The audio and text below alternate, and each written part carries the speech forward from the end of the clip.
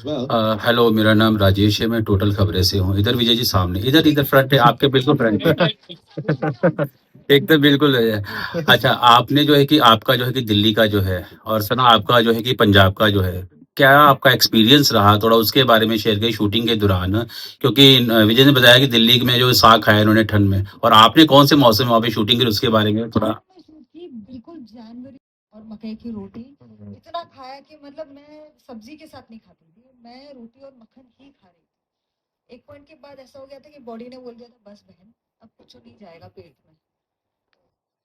मेरा दिल्ली के बाद पहला जो काम शुरू हुआ था वो अमृतसर गए थे हम लोग। तो जैसे ही वहाँ पहुंचे उसी रात को हम लोग पहले तो गोल्डन टेम्पल में जाके हमने मत्था टेका, वहाँ पर लंगर में खाए भी और सेवा भी की। मेरी टीम के लोग रसूल कटी जो साउंड के फिल्म के साउंड डिजाइनर हैं, मेरे डायरेक्टर पूरी और काफ़ी सारे लोग जो प्रोडक्शन से थे, हम सब गए वहाँ पर से काम हमने सर टेका और उसके बाद में काम शुरू किया।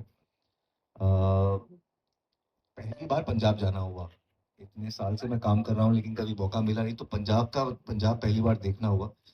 वहाँ के लोगों का, वहाँ की भाषा का एक एक कमाल की चीज वहां पर मैंने खाई है जिसका नाम है फ्रूट क्रीम। ये बॉम्बे पहुंची नहीं अभी तक। भाई साहब, फ्रूट क्रीम के चक्कर में ना ये जो हल्का सा पेट निकला है ना मेरा पूरी फिल्म में, वो फ्रूट क्रीम का है। पंजाब में तो खाने काफी फेमस है, क्योंकि कुलचे ही वहाँ के बड़े उसके बाद हम लोग पटियाला गए, वहां पर क्या होता है आपको हाँ, तो गुस्ताख इश्क का जो पहला दिन का शूट था मेरा, वो पुरानी दिल्ली में ही हुआ था जी, और कुछ 5 दिन का स्केड्यूल था उसका जी। और पहली बार जनवरी की दिल्ली की कड़ाके की ठंड मैंने महसूस की थी, और सच बता रहा हूँ मौत आ गई थी। फिर मनीष मल्होत्रा के ऑफिस से आए खतरनाक थर्मल्स, अंदर तक जो गर्मी दे सके जी। उसके बाद सांस पे सांस आई और काम हुआ, और इतने भारी भरकम शेरो शायरी मुझे करनी थी इसमें। तो डायलॉग याद करने में मैं फोकस नहीं कर पा रहा था क्योंकि बहुत ठंड लग रही थी जी। तो उस टाइम पे किसी ने बताया कि आप ये जो सरसों का साग और मक्की की रोटी है उसका एक असर होता है आप जी पे। फिर मैंने वो खाना शुरू किया और उसकी वजह से बहुत राहत मिली। राइट, ये भी एक नुस्खा है। मेरा तो शूट दिल्ली में नहीं हुआ था, मेरा सीधा पंजाब में हुआ था, बट मैंने दंगल और सैम बहादुर दोनों ठंड में शूट किया था। क्या बात है। और बिकॉज दंगल मेरी पहली फिल्म थी तो और फाइट सीक्वेंस हम कर रहे थे तो काफ़ी टफ था क्योंकि ठंड में फाइट करना, फिर ब्रेक लेना, फिर फाइट करना। बट क्या मज़ा आया क्योंकि इन दी एंड जो आप आराम से टिका के खाते हो ना, दिल्ली में जो भूख लगती है ठंड में, वो बॉम्बे में नसीब नहीं होती क्योंकि वहाँ पे माहौल मतलब weather throughout the year pleasant ही रहता है, अच्छा रहता है काफी। बट ये एक्सपीरियंस नहीं होता है कि गर्म कपड़े पहने या ज्यादा खाए और बुरा भी ना लगे। और चाय भी रस के पियेंगे ना दिन की। पी लिया कुल्हड़ में, बड़ा मजा आया मुझे। बड़ा मजा आया। 5 इंटरव्यू किए और 4 कप चाय पी गई है। हाँ, और मतलब एक में चाय पीनी है, डिसीजन नहीं ले पा रही थी तो मैंने ऐसे दोनों हाँ बोलिए। That was fuel to you. Right. अच्छा, आप लोग तो टी शर्ट्स में घूम रहे हो बट मैम कुछ तो बहुत ही अभी जुझारू है, अभी पता लगा कुछ नहीं। वापस किताबें खोली जो नाटक के दिनों की, जो फिल्म स्कूल के दिनों में जो किताबें इकट्ठा की थी, जो मैं पढ़ता था एक टाइम पे उससे, लेकिन टच टूट गया था जी। उसको वापस निकालना पड़ा क्योंकि पढ़ना है मुझे शेरो शायरी, और पढ़ना किसके सामने, नसीरुद्दीन शाह के सामने पढ़ना है। तो एग्जैक्टली तो I had to do my best. I had to do something in which I'm proud of, and I cannot do some Iqbal, Mir, ताकीर, जितने भी महान शायर हैं और हमारे फिल्म के स्क्रिप्ट में जितने शेर थे वो सारे मैंने रटना शुरू कर दिए। क्या बात है।